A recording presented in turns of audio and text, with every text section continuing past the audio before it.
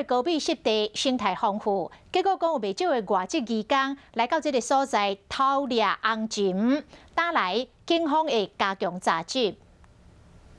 游客行伫咧茶浜步道顶散步，欣赏高美湿地生态美景。不过到暗时啊，都有人拢会来遮掠红金。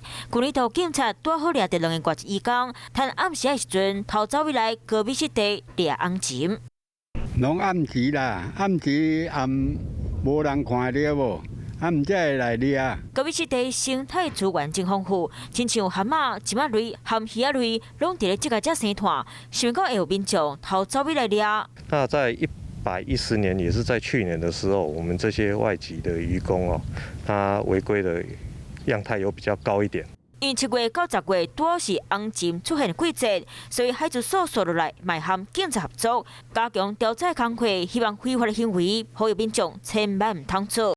Hello， 大家好，我是乃瑜，要教给大家2个任务。第一个，华视新闻的脸书专页，你按赞了吗？还有华视新闻的 YouTube 频道，赶紧订阅起来，还要记得按赞，开启小铃铛哦。